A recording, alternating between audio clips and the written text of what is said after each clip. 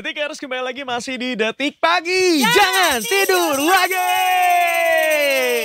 Pagi ini semangat banget karena sebenarnya merupakan sebuah kebanggaan juga buat Detik Pagi gitu ya. Kehadiran ada Bapak Menteri ke studio kita.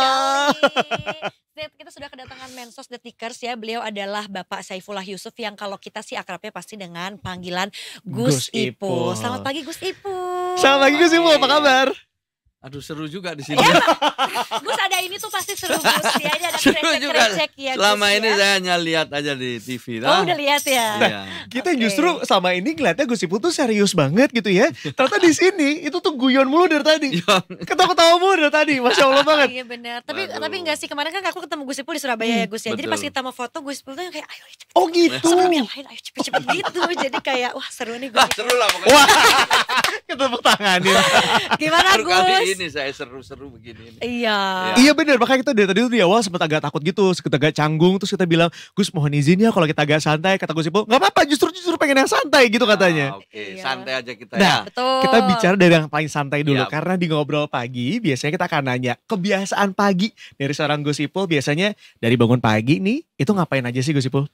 Ya habis bangun pagi, ya biasanya mohon maaf nih kadang-kadang kita sholat subuh, kadang-kadang tidur lagi sebentar, paling 10-4 jam. Setelah itu kita jalan-jalan muter-muter di sekitar rumah. Oh sambil olahraga gitu ya? Iya. Biasanya Gus Ipul jalan pagi berarti keliling-keliling. Keliling tapi di sekitar rumah aja, Oh. naik turun muter gitu aja. Yang penting bergerak ya berarti Yang ya penting Gus gerak ya. dulu.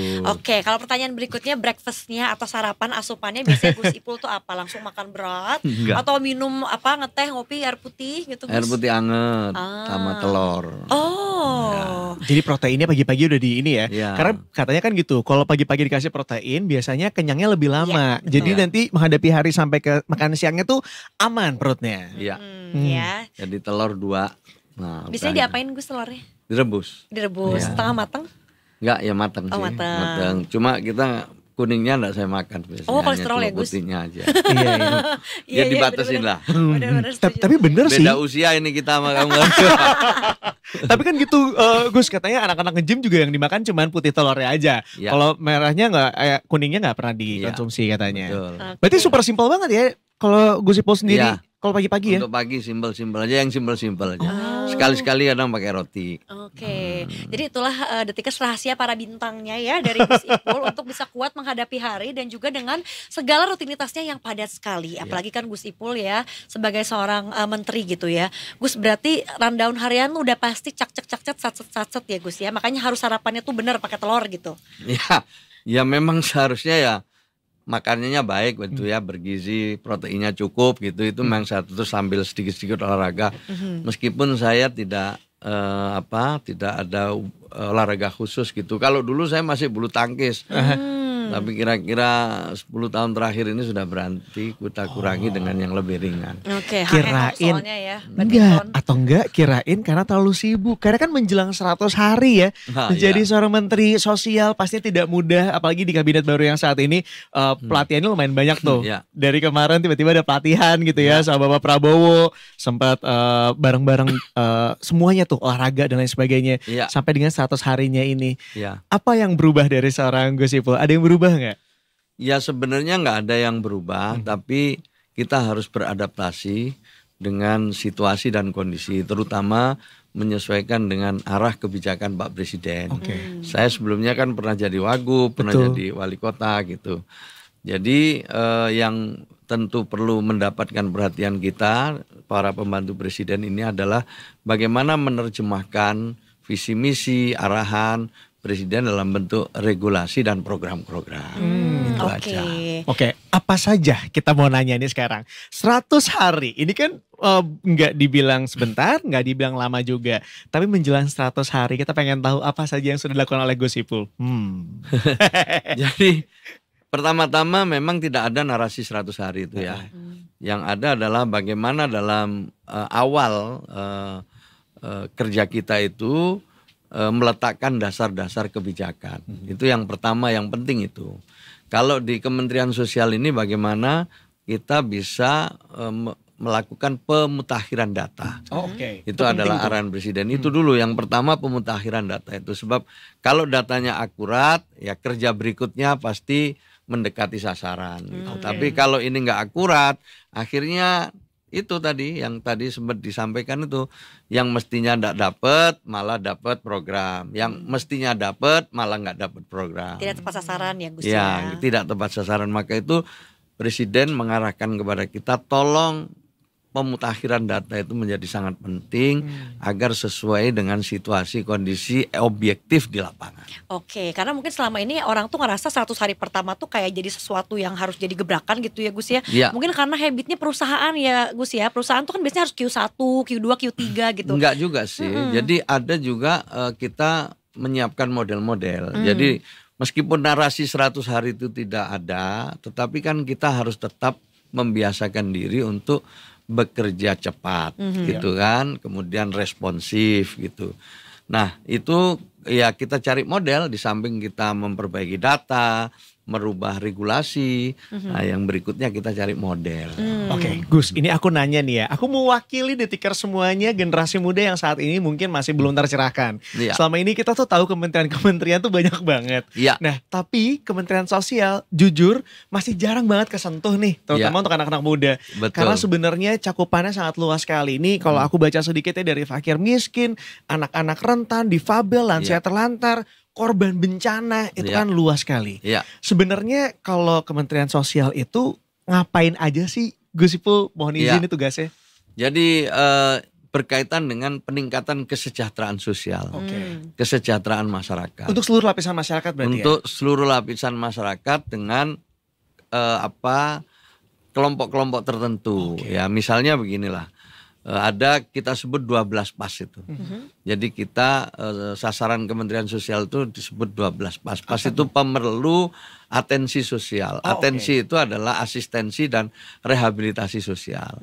Ada 12 pas ya, diantaranya tentu adalah fakir miskin, mereka yang berpendapatan rendah lah. Kemudian juga ada anak-anak terlantar, anak-anak korban kekerasan, anak-anak yang menjadi korban-korban daripada kekerasan seksual misalnya gitu. Itu menjadi bagian dari bidang tugas kami. Oke. Meskipun juga tetap bekerja sama dengan kementerian yang lain yang punya irisan ya, irisan kerjaan gitu. Karena selama ini mungkin kalau dengar kata Kementerian Sosial ya Gus ya, dulu identiknya dengan bansos aja, karena mungkin sama-sama ada sosialnya gitu ya. Kemensos, bansos, padahal sebetulnya lebih broad lagi gitu ya Gus ya. Enggak, sebenarnya ini ada supaya kita lebih fokus gitu ya.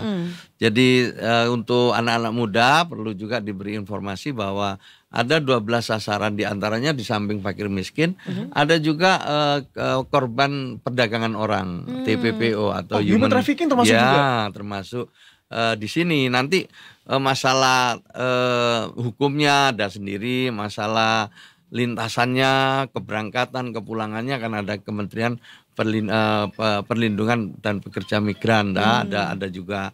Nah, tapi yang menjadi penyintas itu nanti salah satu yang memberikan pendampingan dan rehabilitasi sosialnya adalah Kementerian Sosial. Oke. Nah, gimana Gus dengan skup yang sangat luas itu sebetulnya gitu ya, cara untuk menghadang si obstacle-nya Gus? Karena kan mungkin kalau tadi ngelihatnya dari misalnya yang kategori kurang mampu atau miskin ya, sesimpel mungkin orang lihatnya oh ini tinggal dicap aja rumahnya, dikasih tempelan stiker. Tapi kalau buat yang hal-hal lain yang tidak bisa dicap dengan seperti itu, cara mengawasinya seperti apa Gus? Ya, kita harus punya data by name by address ya.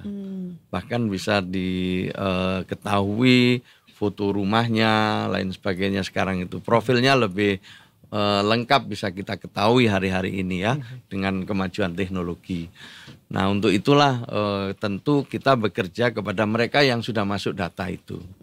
Datanya tadi sedang diperbaiki, sedang dimutakhirkan oleh BPS. Sebentar lagi insya Allah selesai. Data itulah yang menjadi rujukan bagi kita untuk menyusun program. Nah di dalam data itu pasti ada penyandang disabilitas, lansia gitu kan. Kemudian juga ada anak-anak yang semuanya data itu akan kelihatan di situ. Supaya tidak salah sasaran gitu ya Gus ya. Yang pertama-tama kita berikan adalah perlindungan dan jaminan sosial. Bagaimana mereka itu terpenuhi kebutuhan pokoknya. Mulai dari kalau sakit dia bisa berobat misalnya. Kalau dia lapar bisa makan gitu. dengan gizi yang cukup ya. Pokoknya kebutuhan pokoknya. Kalau dia misalnya ibu hamil ya, bisa melakukan pemeriksaan dengan baik, asupannya cukup. Kalau dia bayi juga begitu, kalau dia anak SD bisa berangkat sekolah karena dia punya transportasi. Hal-hal seperti itu dicukupi kebutuhannya dulu. Setelah cukup kebutuhan pokoknya direhabilitasi. Setelah itu baru diberdayakan. Setelah itu baru dia bisa jadi keluarga atau menjadi penerima manfaat yang mandiri. Gus, menarik banget nih dari pernyataan tadi. Berarti bisa dibilang kalau sebenarnya untuk makan bergizi gratis ada campur tangannya juga dari Kementerian Sosial. Ada pengawasannya juga nggak? Jadi kalau Kementerian Sosial khusus tadi yang lansia sama penyandang disabilitas, kita punya program makan bergizi gratis untuk para lansia dan penyandang disabilitas. Nah, untuk yang lain-lain itu adalah di Badan Gizi Nasional. Jadi ada lagi tuh ya bagian-bagiannya. Ada badannya yang nangani itu. Nah, kami hanya khusus untuk yang lansia dan penyandang disabilitas. Ya ini mungkin sedikit membahas 12 pas tadi. Ini cukup menarik banget nih ya Detikers. Yang menjadi prioritas utamanya itu dari fakir miskin, anak-anak rentan, difabel, lansia terlantar, mereka yang berpendapatan rendah, korban bencana, kelompok afirmatif, warga binaan, korban kekerasan, bahkan sampai korban nafsa dan HIV AIDS juga termasuk di dalamnya. Mereka yang bermasalah sosial dan juga perempuan rentan. Jadi ini mencakup semuanya ya Gus ya. Nah, terus mekanisme kerjanya. Jadi kita ada proses bisnis. Kalau ini adalah sasarannya, maka akan ada mekanisme kerjanya. Seperti apa mekanisme kerja kita, proses bisnis kita. Nah, seperti ini di dalam ini kita akan jelaskan bahwa semua yang ada 12 pas ini nanti masuk data. Jadi mereka berada di dalam data, didata dulu. Jadi mereka tidak boleh tidak berada di dalam data. Karena kerja kita harus didasarkan pada data yang akurat tadi. Nah, setelah data itulah baru di sebelahnya nanti ada perlindungan dan jaminan sosial. Kalau bisa ditayangkan bagus banget ini yang proses bisnisnya. Proses bisnisnya. Proses bisnis. Nah, ini ya itu ya. Diseru ini. Wah, ini lengkap banget ya sebenarnya. Lengkap. Jadi bisa dilihat di situ itu. Jadi itu setelah masuk data dia diberi perlindungan tadi, jelasin yang tadi ada perlindungan sosial. Nah, di tengah itu rehabilitasi sosial. Setelah itu baru diberdayakan. Kalau sudah bisa diberdayakan, dia graduasi, dia lulus ya. Lulus. Setelah itu dia ikut program kementerian lain. Misalnya apa tuh? Misalnya diberdayakan kan ya? Ya, diberdayakan dia misalnya miliki usaha, dia diberi bantuan modal usaha oleh Kementerian UMKM misalnya.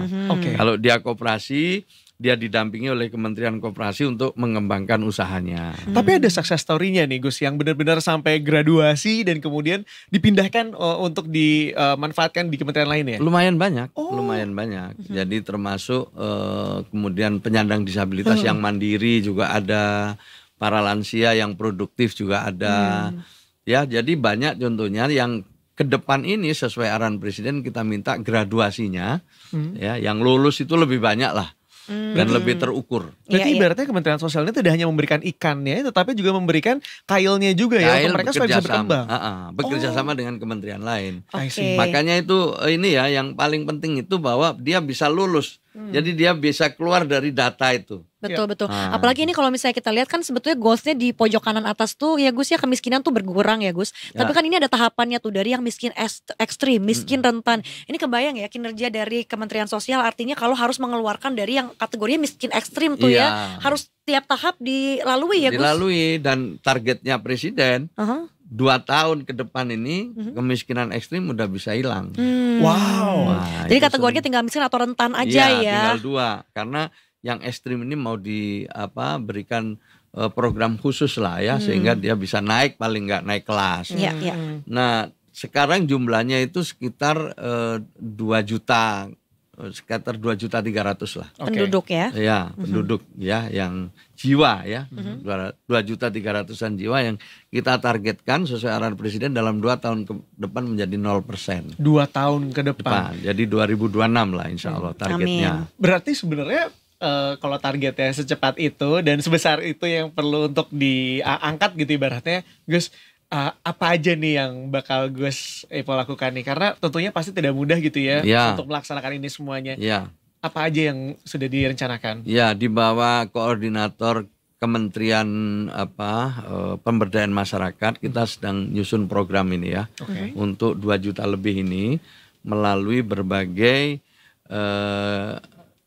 kegiatan terintegrasi. Misalnya dari Kementerian Sosial kita akan memperkuat perlindungan dan jaminan sosial. Sebab kita lihat profil dari yang miskin ekstrim itu umumnya mayoritas perempuan lansia. Oke. Ya, perempuan lansia 71% itu perempuan lansia. Rata-rata apakah sudah sebatang kara kah? Gus mungkin sudah tinggal meninggal Rata-rata sudah suaminya, sebatang kara. ditinggalkan anak cucunya begitu ya? Bukan ditinggalkan, ada anaknya tapi tidak mampu lagi untuk merawat orang tua. Maka kita beri dukungan. Kemudian yang usia produktif akan kita beri bantuan modal, kita berikan pendampingan kalau mereka ingin usaha. Tapi kalau mereka misal ingin kerja, ya kita beri pendampingan untuk bisa meningkatkan keterampilannya. Jadi ini dalam waktu 2 tahun ini insya Allah lah mudah-mudahan. Oke, itu yang agak tricky, yang rentan kali Gus ya juga. Ini mungkin dia tuh kan sebetulnya punya kapabilitas tapi mungkin nggak tahu cara menyalurkannya. Jadi dia tuh ada di ambang batas ya Gus ya, Iya. antara miskin sama sebetulnya dia bisa mandiri gitu Iya. nantinya. Ya kita nggak mungkin membuat mereka terus jadi orang yang sukses ya dengan cepat, tidak mungkin. Tapi kita berikan pendampingan itu, Ya. dukungan sesuai dengan kemampuannya, sesuai dengan kapasitas yang mereka miliki gitu. Ya, setidaknya keterbatasan itu bisa kemudian ibaratnya temboknya itu dihancurkan agar Ya. kemudian mereka tuh tahu apa yang harus mereka lakukan, mereka harus kemana, mereka harus gimana. Ya, Langkah-langkah itu sih Gus kayaknya. ya kita punya pendamping ya. Heeh. Jadi kita punya pendamping setiap 300 keluarga penerima manfaat didampingi oleh 1 orang. Nah ya, jadi karena kita punya pendamping, lewat pendamping inilah nanti kita akan maksimalkan untuk mendorong agar yang ekstrim ini naik kelas. Berarti ini sejalan juga dong ya sama Astacitanya Bapak Presiden Prabowo dengan 8 misinya itu. Iya. Salah satunya juga soalnya kan untuk menghilangkan fakir miskin ibaratnya begitu ya. Ya, betul. Ya jadi misi berapa itu? Astacita yang keempat. Yang ke-6 itu kalau Ya, fakir keempat dan miskin. keenam. Betul. Dan difabel juga begitu ya, Ya. keterbatasan itu semuanya dilakukan oleh Ya. Kementerian Sosial saat ini ya. Ya, dalam rangka penyandang disabilitas khususnya itu ada penghormatan, ada perlindungan dan juga pemenuhan hak-haknya. Jadi penghormatan itu ya kita harus menghormati penyandang disabilitas ini untuk sama dengan menghormati yang lain gitu, nggak usah dibeda-bedakan. Penyetaraan ya. Ya, penyetaraan. Mereka ya butuh sekolah, butuh pelayanan kesehatan, mereka butuh rekreasi, Betul. butuh pekerjaan gitu. Jadi dia butuh seperti Indi Kita-kita. dan Mas Aryo gitu. Seperti masyarakat perkotaan gitu ya. Sama. Gus, tapi kalau misalnya aku highlight gitu ya, ini kan terutama poin 6 dari Astacita gitu ya, yang Gus bilang memang ada kontribusinya juga dari Kementerian Sosial, membangun dari desa dan dari bawah untuk pemerataan ekonomi. Tapi kalau boleh jujur, ini kan aku juga tadi lihat di webnya Kemensos gitu ya, Gus banyak keliling-keliling nih ke desa Iya. Apakah memang di desa tuh sebetulnya lebih banyak rentan masyarakat miskin, atau mungkin sebetulnya di kota juga sama aja Gus, masih banyak juga gitu? Ya, memang ada dua-duanya, di kota ada, di desa ada, sama. Di kota ada, di desa ada.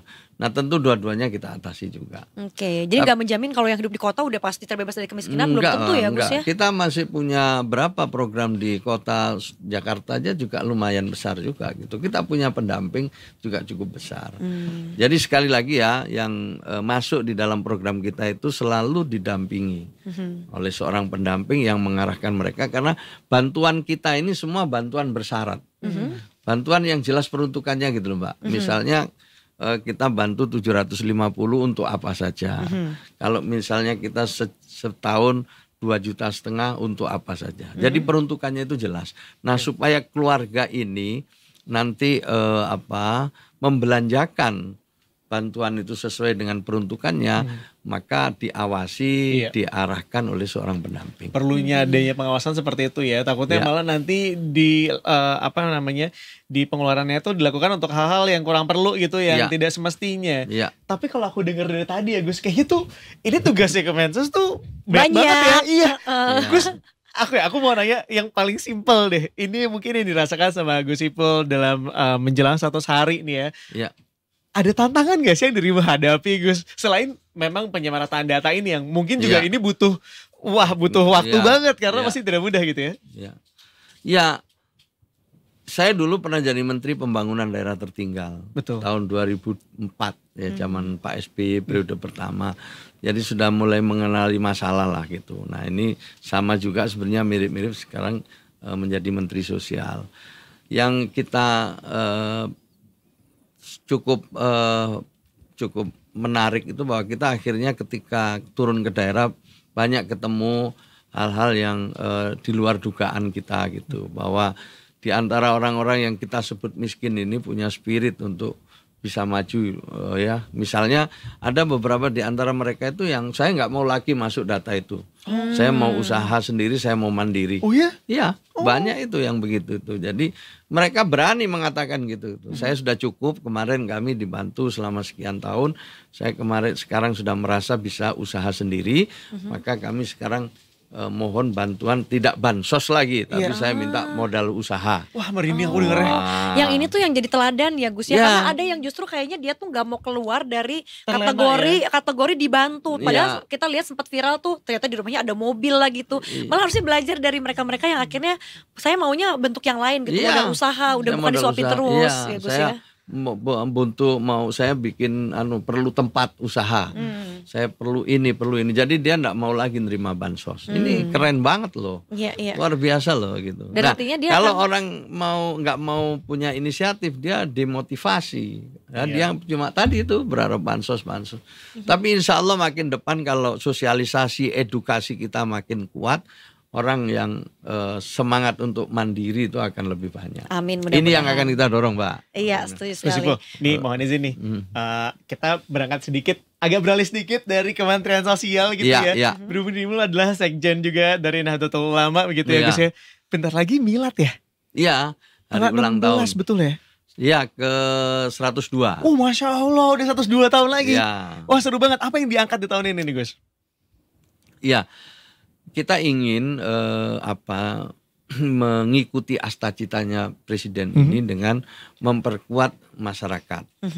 Ya, memperkuat masyarakat. Kita ingin bekerja bersama umat menuju Indonesia yang maslahat dalam rangka merealisasikan astacitanya presiden. Oh, Masya Allah. Ya. Jadi sejalan ya tahun ini ya? Sejalan karena memang ini harus diperkuat ini. Jadi bagaimana memperkuat keluarga ya sebagai awal dari segala sesuatu dan benteng terakhir.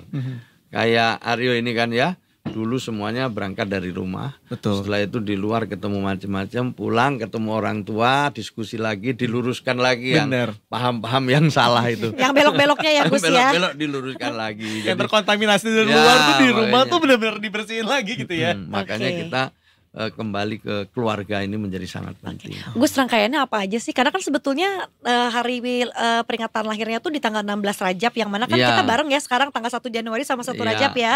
Berarti sama. tanggal 16 Januari nanti. Iya. Tapi katanya nggak cuma itu, ada rangkaian-rangkaian yang bisa kita ikuti berhari-hari tuh Gus. Ya, jadi dalam rangkaian ini ada beberapa kegiatan yang kita lakukan. Pertama, Kongres Pendidikan Nahdlatul Ulama. Oh. Jadi dalam kongres ini akan dibahas bagaimana Nahdlatul Ulama menghadapi tantangan dunia pendidikan. Ya kan? Di samping kemajuan teknologi, kualitas SDM, guru, tapi juga hal-hal yang perlu diantisipasi, diantaranya adalah kekerasan seksual yang meningkat di lingkungan pendidikan, ya kan? Isu soal bullying, perundungan yang juga meningkat, ya. Dan juga intoleransi. Ini isu-isu yang perlu dibahas ya secara utuh, secara keseluruhan dengan menghadirkan sejumlah narasumber, termasuk diantaranya adalah para menteri yang terkait. Oh, oke. Jadi itu Kongres Pendidikan. Bahkan Oke. katanya ada salah satu pondok pesantren juga yang akan mengangkat UMKM ya, ada 200 UMKM kemudian yang akan ikut terlibat di dalam ini. Bakal seru banget sih Gus. Otomatis itu. Terus yang kedua adalah Kongres Keluarga. Nah, Kongres Keluarga ini nanti yang juga ikut melibatkan UMKM segala macam.